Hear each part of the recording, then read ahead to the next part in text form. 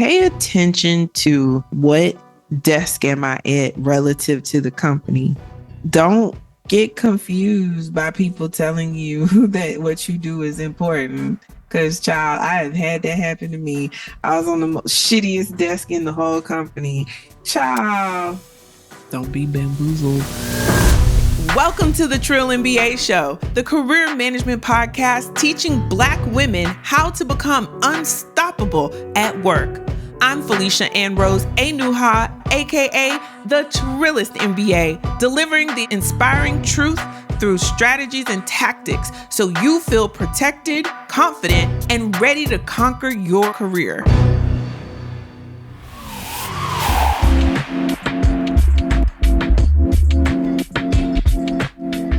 Happy Sunday, everybody. Welcome back to the show. I'm excited to be here. We are the week before the last week of December. Like, this is it, guys. This is it.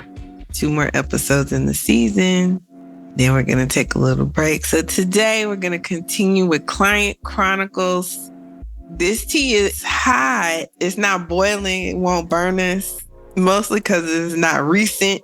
So we can gain some good lessons from this Client Chronicles. Today, this client, her name is Lisa. And Lisa is a MBA. She's super smart, super sharp. She's a lot like me. Like, there's a lot of similarities between me and Lisa. She grew up in a single parent home. She's from a small town in the South. Didn't grow up around anybody who really worked in corporate spaces. Most of the people she knew were teachers and nurses, which are all wonderful, like, serving professions. And, you know, she just wanted to be a businesswoman her whole life. She wanted to be a businesswoman. She wanted to climb the corporate ladder. She had great dreams and hopes and goals. And because her mother wasn't this corporate professional, she really just worked super hard, made great grades all throughout, you know, undergrad, grad school, very on it. And she too decided to go into marketing. And, you know, there are so many things about company culture. And this was Lisa's learning. Hard-fought learning. And that's what we're going to talk about today. How Lisa didn't understand her company culture.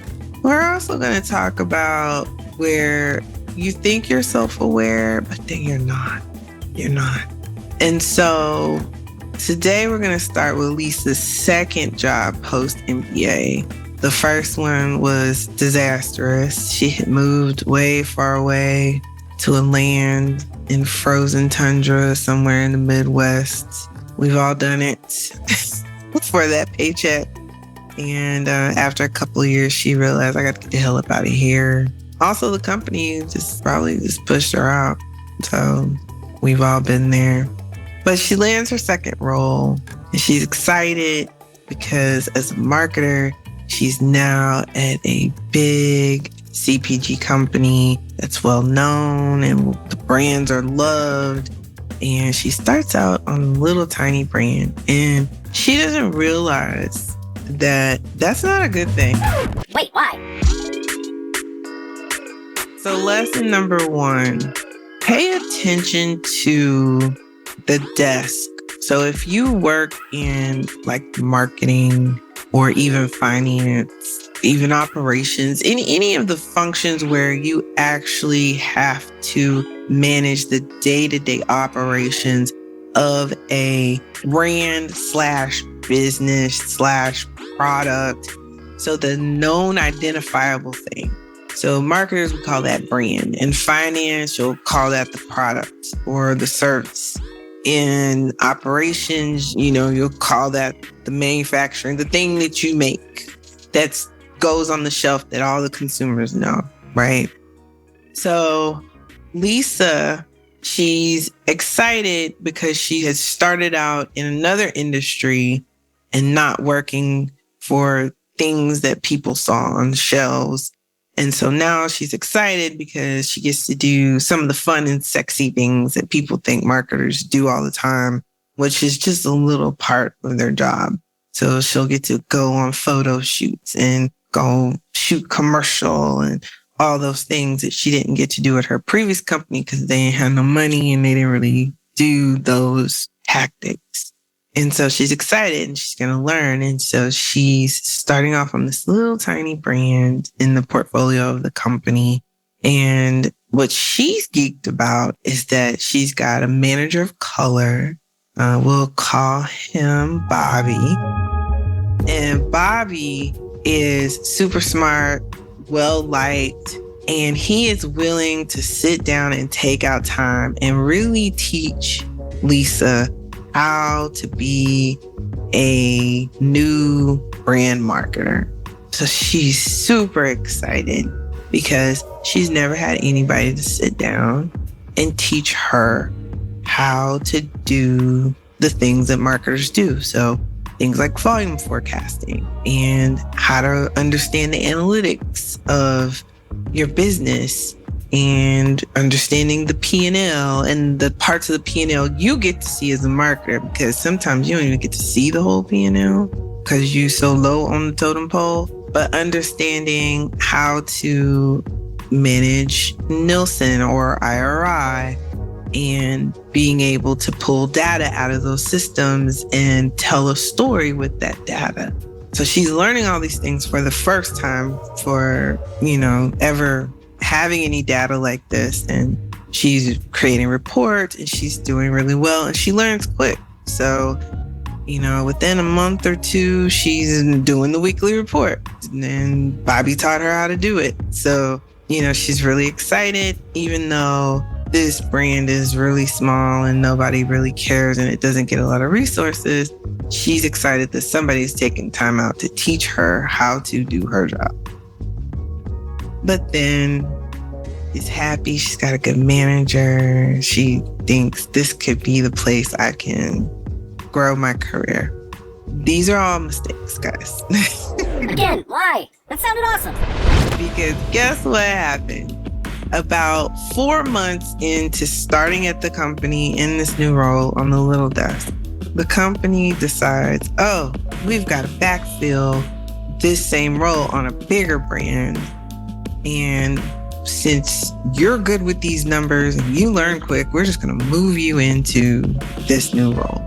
Now, if Lisa had understood the company that she worked for, if she had really understood about brand itself and the bullshit hoopla that these companies make in the form of Kool-Aids and Jim Jones juices that you're supposed to drink internally, she would have pretended to be excited to be plucked from the little desk and put on the big desk.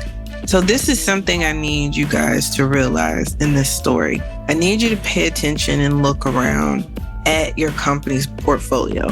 And this is something I learned even after, where Lisa was in her career. And it's a hard lesson. It's a hard understanding. Every company has a pecking order to where they're driving resources. And it is your job to understand what parts of the portfolio, parts of the business, if it's brands, if it's divisions, it's your job to understand where the money is going and what everybody believes is important, what the senior leaders are looking to invest in. And this is easy information to find out. You work in the company. You can go in the data. You can go look at documents. Go be nosy, go find out, go ask questions. And you don't even have to really ask anybody. You can literally go on their website and look at the 10K, guys. You can do this research and you have access to more information when you work for the company on the intranet. You can listen to the earnings calls and that will tell you what the company is focusing on. And if you're not working on those things, then you probably aren't in the best spot to be seen to be heard and to quickly rise the rank. And so particularly with these big CPG brand companies, the desk you're on is important. So for example, if you want to get promoted at, say, a company, I can't say any names, guys, because some of these companies I've actually worked at too. But let's say a well-known soft drink brand, pick one. There's only like 3. Pick one of the 3. I've worked at 2, and I know people at the 3rd. But take the name brand thing, the thing the company's named after, okay?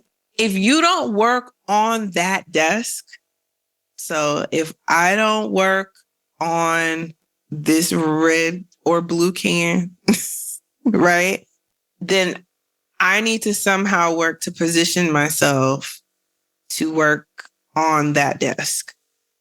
Or if it's chips, let's just say, then I need to position myself to work on the desk with the yellow bag.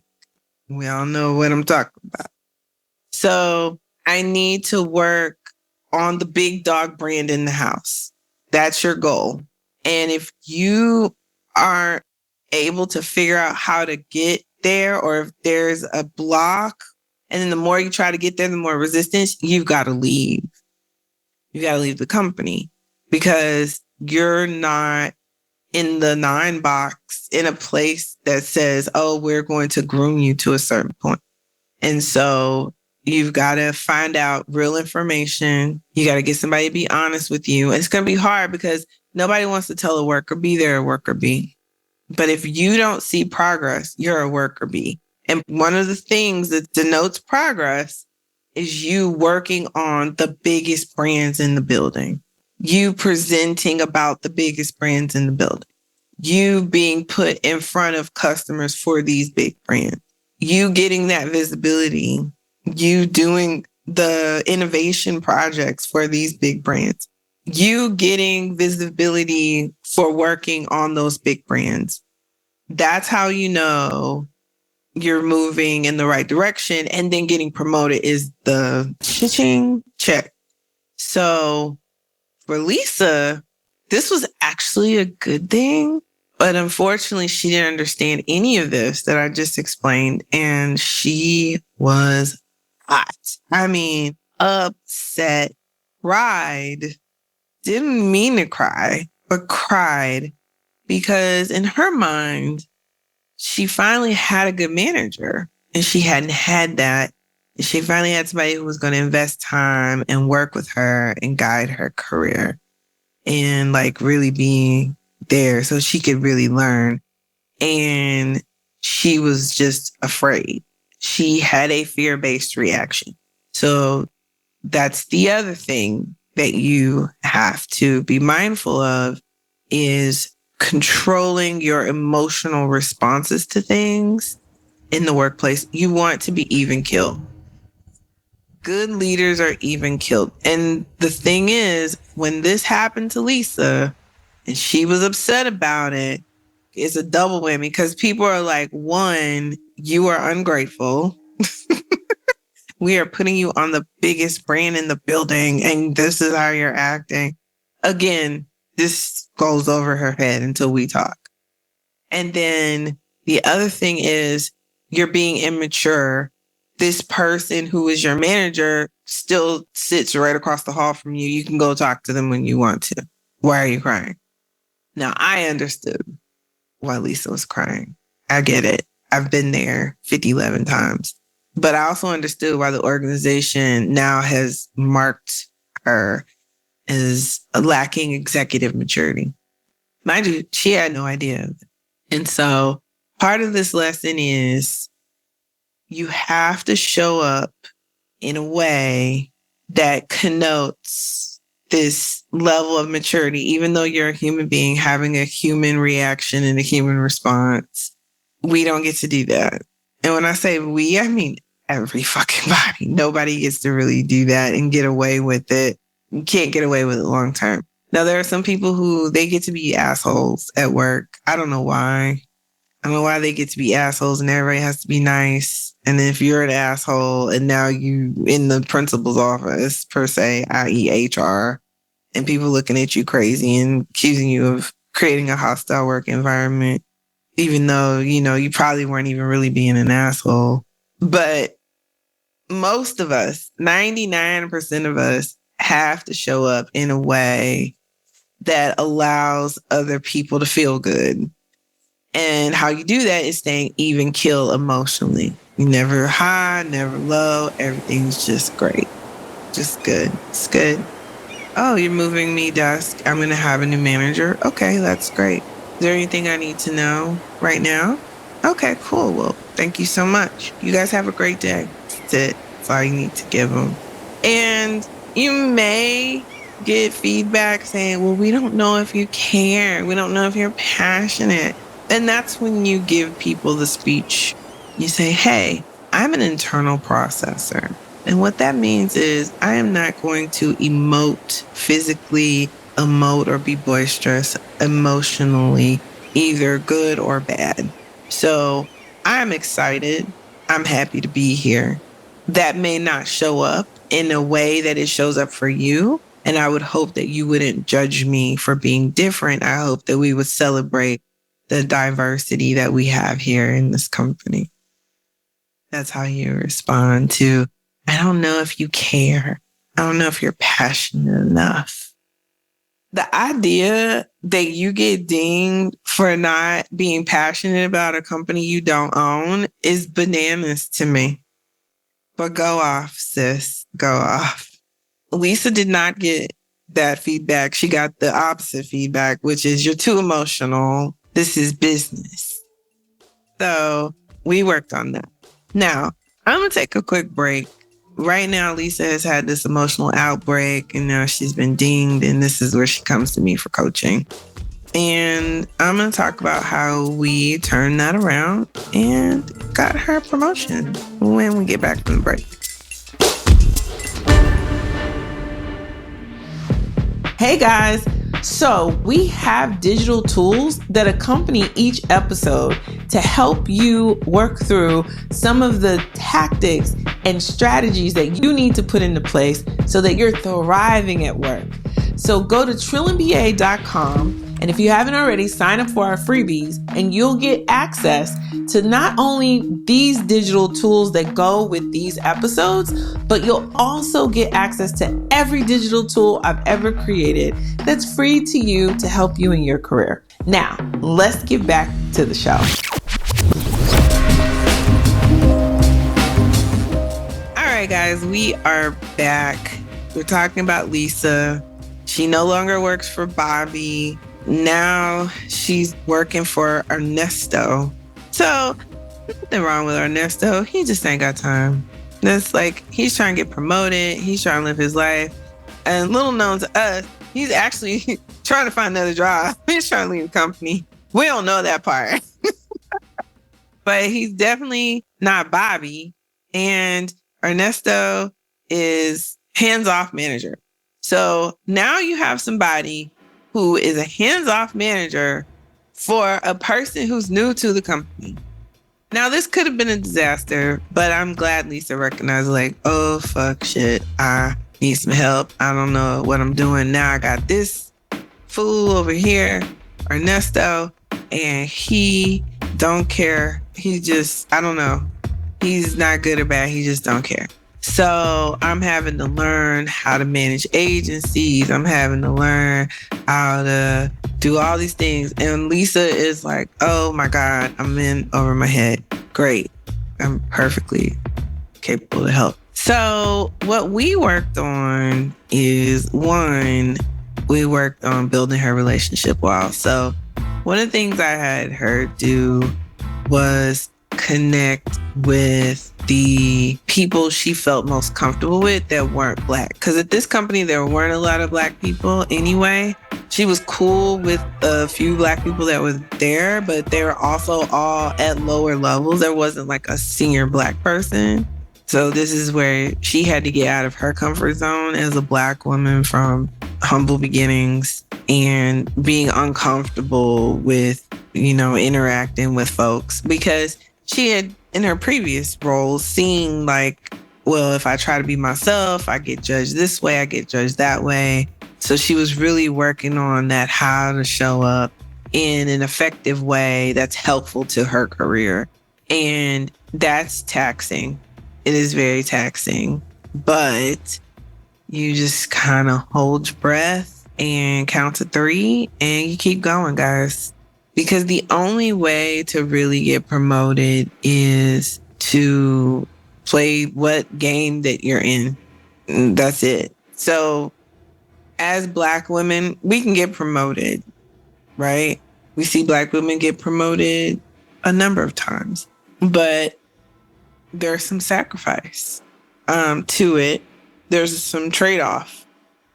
And part of that trade-off is this authenticity you may want to have. You leave that at home a little bit. That's a hard reality. It's a hard reality. I don't even like saying that. And in some spaces, according to the space you're in, you can show up. Like, in fact, your job requires you to. Like, I've been thinking about the CEO of Essence, and I love seeing her. I love seeing her with green lipstick and elaborate hairstyles. Like, she's like came back from the future. Like, I love it. I love it all. But I recognize she works for Essence, guys. She works for a magazine that is for Black women. And she almost needs to live out loud in that way as the leader of this company that is catering to us. Could she be the CEO of Target and show up like that? Could she be the CEO of Sony Pictures, Disney? Could she be the CEO of JPMorgan Chase and show up in what feels and seems her authentic expression of how she wants to be in the world? We all know what the answer is. Probably not.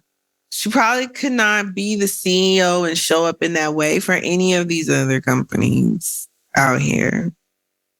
Is that right? No, that's not right. Because she's probably so much more free mentally to bring so much more greatness to Essence, because she doesn't have to spend mental and emotional energy thinking about how she has to show up, what clothes she has to wear, being uncomfortable in said clothes, because those aren't the clothes she really wants to wear to express herself. Not wearing the hairstyle she really wants to wear to express her creativity and originality and uniqueness in the world, because there would be so much drama and mental acrobats, political landmines.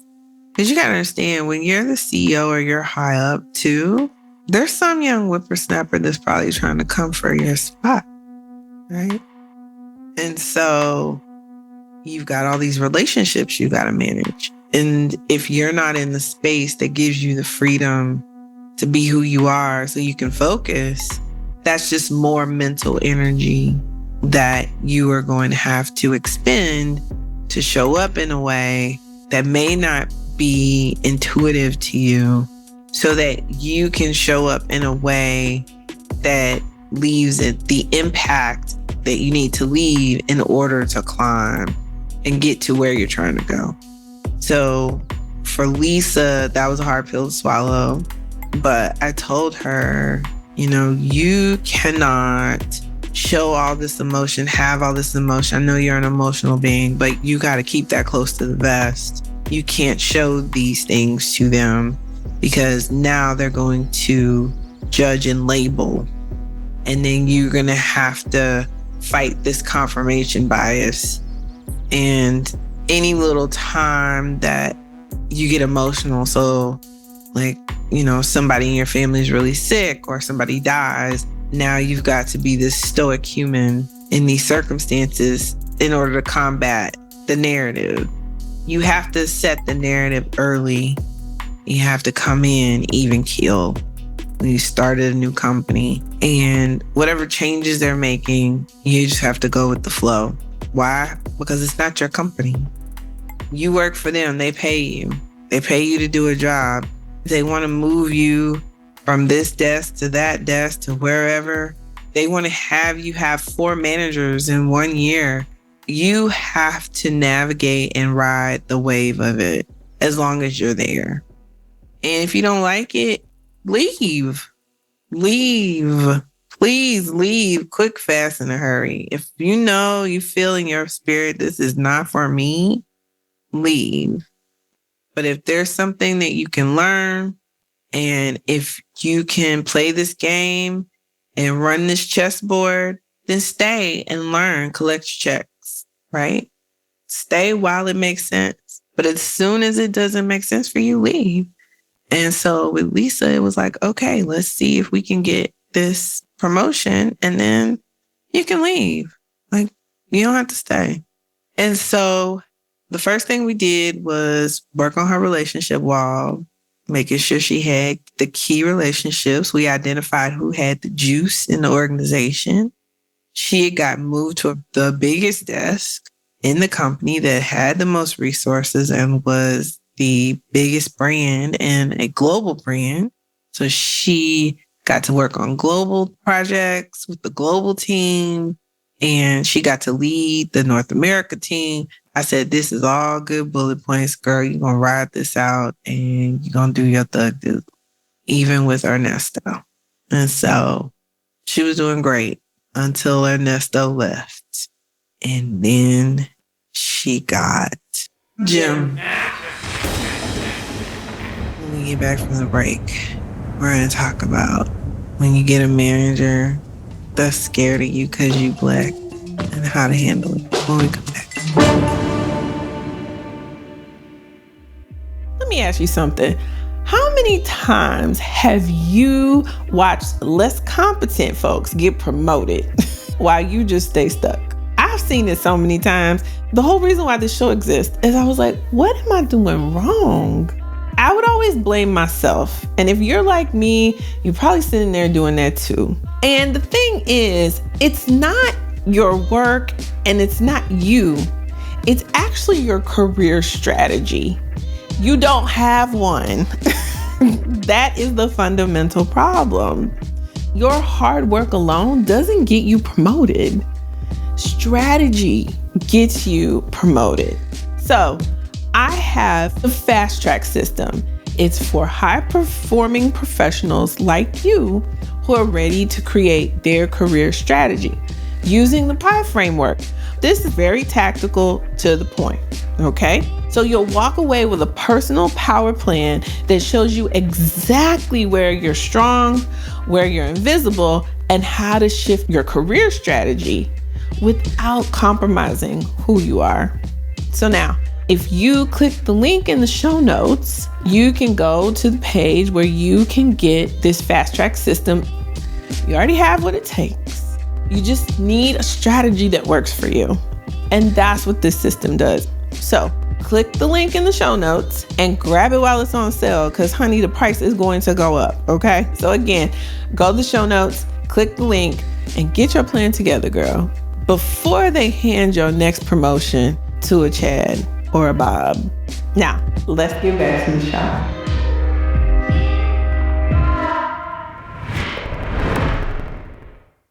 Welcome back from the break, guys. We're going to wrap this up. I'm going to talk about the most important thing.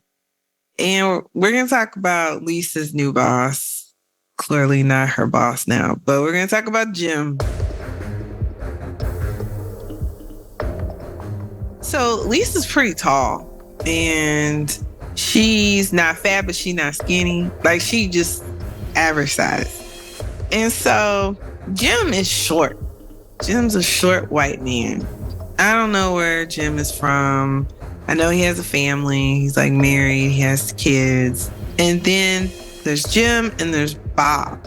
So Bob is a new senior leader with something to prove. Oh my God.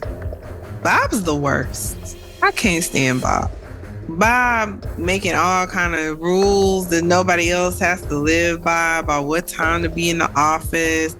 Bob is doing the most. Jim is going along with it. And because Lisa is the junior person on the team, she has to figure out how to deal with these two numbnuts, mediocres. Lord have mercy. So in working through this, Bob had this thing about need to be in the office by 8 o'clock. Now, the culture of the company, most people get in between 8:30 and 9. And Bob's leader, who is the general manager, he tends to get in early, super early, so he can have time by himself. So Bob being insecure, he's like, okay, Jim, okay, Lisa, y'all need to be here because he's here. We need to be the best and show and blah, blah, blah. Oh my God. Horrible human. Read the room. Your boss wants to be alone, don't want to see you. That's why I come in at 7 because nobody's here until 8:39. So I come in early to have my thing. Now here you come at 7:30, bothering me, letting me know you're here and your team is here. You're stupid. This man's boss was so annoyed with him, he don't even work there no more because of this type of behavior.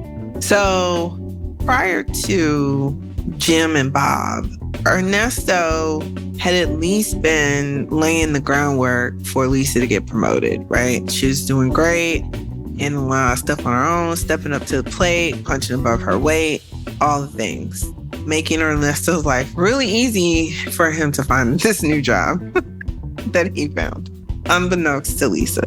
So Ernesto's gone. Lisa's now stuck with Jim. Jim is funny acting. He now is trying to put her back in her place because now that she has 2 people she's reporting into, he's taking her workload away because he has to prove he's worth something to the organization in his role because he's a senior manager and he's managing Lisa, who's a junior brand manager. And in this, Lisa's feeling a certain kind of way, right? She's trying to get promoted. And she had to realize she had to stop fighting because it wasn't getting her anywhere. And she also had to realize that, like, she wanted to call a meeting to talk about, hey, I'm not from up here. You got me driving in the snow. I almost killed myself. I almost got in this car accident. I could have died. Like, I'm not going to. And I said, nope, don't do that. He's saying be here at 8. Get there when you get there. Let him keep talking. You get there when you get there because you get there when everybody else gets there. So get there when you get there. Just make sure you get your work done. And just don't say anything about it. And let him talk how he talks. So one thing Bob would do was just, come out of his office and talk at Bob and Lisa. And I would just let him talk and be like, okay, and just smile. And that's it. He's an insecure person. He just wants to be placated. But you do what you need to do and you keep going. And then you keep building these other relationships over here. And oh, by the way, just drop, little nuggets. So never say anything negative about Bob or Jim to anybody. But just say, yeah, Bob wants us to be in at 8 o'clock. And so I, really have been working to do that, even though, everybody else comes in at 9. But, I know he's trying to make an impression. So we do our best, guys. We're doing our best. So when he's calling these 8 o'clock meetings with cross-functional team partners, that's how you do that. And you'll see it'll unravel. You don't have to be the one to complain. You don't have to be the voice of reason. You can just sit there and watch and just say yes and then do what you want to do, right? When it comes to things like what time you get in and you're being asked to do something that's outside the cultural norm of the organization, like keep your agency and don't be afraid. Because think about it like this. if Bob tries to get Jim would have to do it because Jim is Lisa's manager. So if Bob tells Jim, Lisa isn't showing up at 8:00. I've noticed she's not here at 8:00. We all need to be here at 8:00. And then Jim is going to go talk to you. Hey, Bob said you need to be here at 8:00. So, can you get here at 8:00? And you're like, okay. And then you just keep coming in when you come in. Either one or two things are going to happen. They're going to call HR in. And then y'all going to talk about the policy and the cultural norms. And then you're going to say, well, then everybody needs to come in at 8:00 then. Is that our policy? It's up to your manager's discretion. Oh, well, then why is he treating me differently than all the other people at work? Why is he treating me and Jim differently? Why are we being treated differently than everyone else? So that's how you combat that. It was really stupid. And so Lisa played it cool. They never confronted her. I'm sure Bob complained based on, how things went down. But Jim was afraid of Lisa. And so he never confronted her really about it. He mentioned it and he keep going. And you focus on the work. The other thing I told Lisa, I said, well, you can really work to get there at 8:00, but then leave exactly at 5.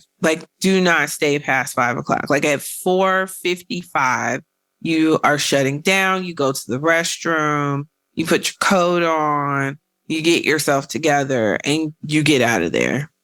Do not stay past 5:00. So those are your two options. And then if they try to schedule a meeting at 5, you say, oh, I'm sorry, I have a hard stop. Gotta go.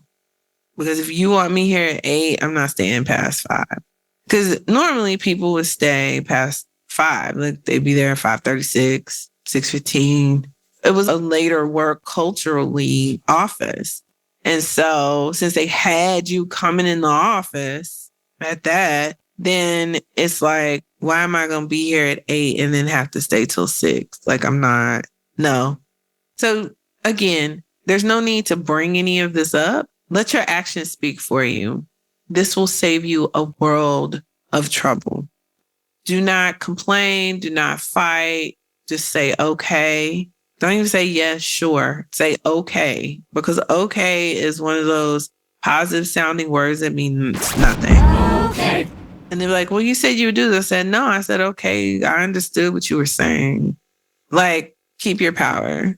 And as long as you're getting your work done and you're doing your best, it's not much they can really say to you. Now, when they're trying to figure out how to say your work product is not up to par when your work product has been fine, you've been doing well and now all of a sudden I work for you and now there's issues. Can you help me understand why?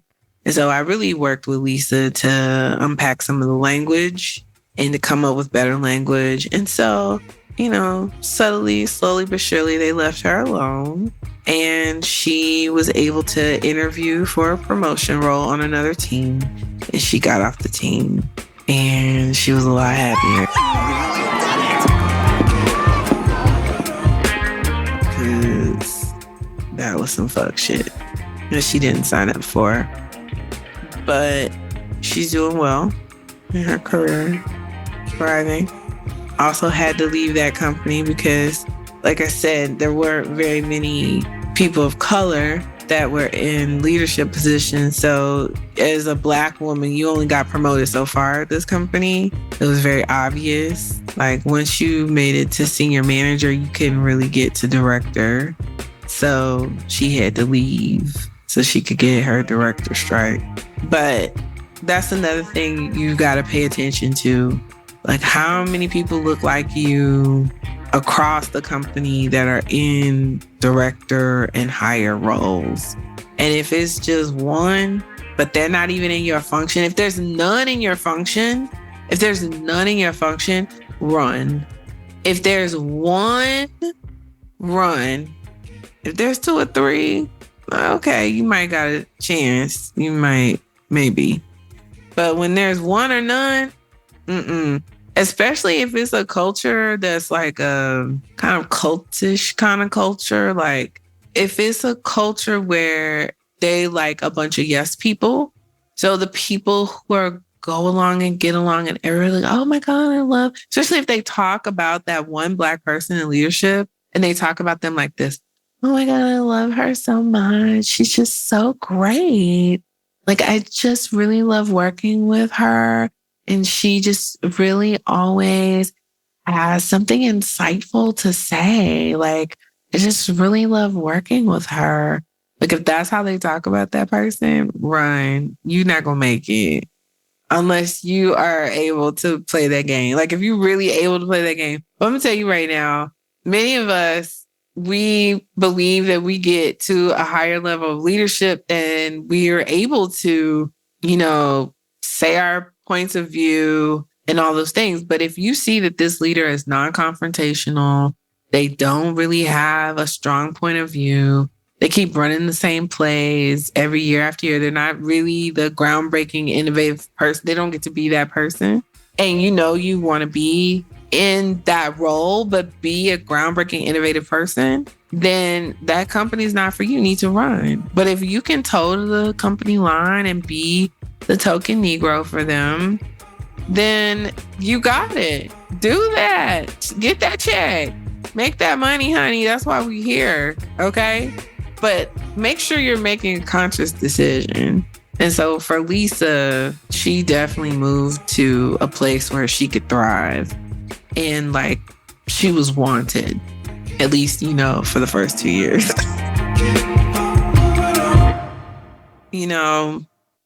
I'm proud of everyone that goes through the fires and comes out on the other side, and you're not as scathed, you're not as burnt, you're not as traumatized as I've seen some of us be, as I have been. And you're comfortable and confident in what you can do and how you can read the tea leaves and how you can, speak for impact and you can manage your narrative. It helps you to feel in control. And that's really what I want you to understand, that you do have a level of control.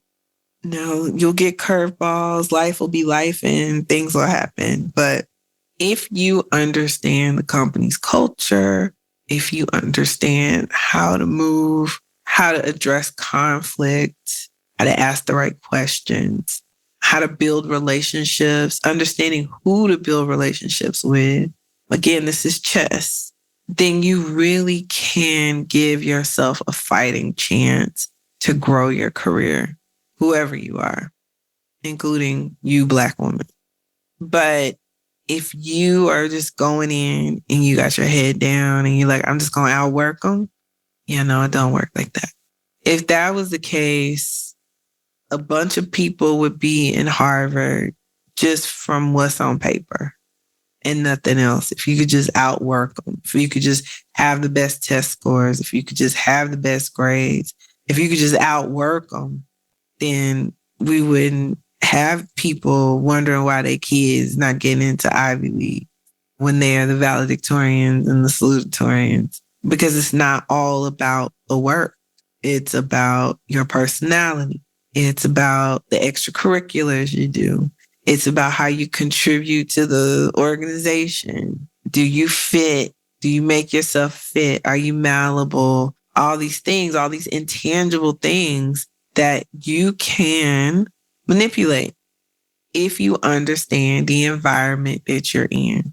So part of your homework is, if you're planning on staying with the company you work for now, or you're about to start a new company in the new year, I want you to take time to really take stock in what are the cultural norms of the company, who got the juice in the company, make a hit list of people who you want to make relationships with, and how you're going to create openings, how you're going to create that visibility. I want you to evaluate, what desk am I at relative to the company? Is this a good seat? Is it a not great seat? Am I in the back of the bus or am I in the front of the bus? Am I driving the bus? Where do I sit in regards to what's important in the company's perspective, right? And don't get confused by people telling you that what you do is important. Because, child, I have had that happen to me. I was on the shittiest desk in the whole company and was sold a bill of goods when I came in the organization about how important the portfolio was. Child, lies. Don't be bamboozled. So, with all that said, the most important thing, guys, is to pay attention. That's the most important thing. If you just pay attention, look at your company for the chessboard it is, and play your game, you're going to be all right. Now, if you need some help trying to figure out your chessboard, you can email me at ask@TrillMBA.com. If it's a quick question, I do try to get back to you within 48 hours. If you email us and we don't hit you back in about 2 days, bring it back. Be persistent. Get your answer, okay? Again, that's ask@TrillMBA.com. If I can't help you, I will definitely find somebody who can, okay? Listen, guys, appreciate you for listening. Appreciate you for sharing this with somebody you care about that is in these corporate streets trying to figure out how to make it do what it do. So until next week, guys, keep it trill. Hey.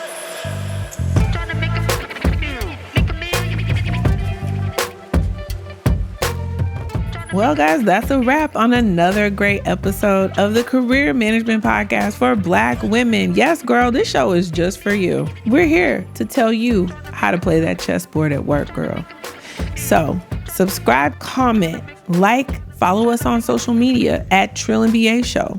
Listen, every time you tell one of your friends, you share this information, you share this podcast, it helps us to grow and make even more dope content just for you, unapologetically. That's why we're here. Now, if you are facing a workplace dilemma, such as a performance improvement plan, or you're not able to secure your promotion and raise that you have worked for and you have deserved, basically, if these people are playing in your face, we are here to help.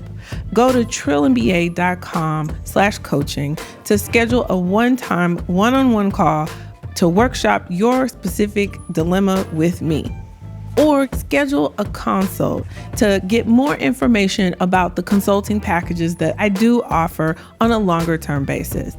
As always, you can reach out to us with your listener letters and your questions at TrillMBA.com. Until next time, guys, focus on your best possible outcome. Ask for help when you need it. Please, please, please ask for help. And as always, keep it trill. I'll see y'all next week.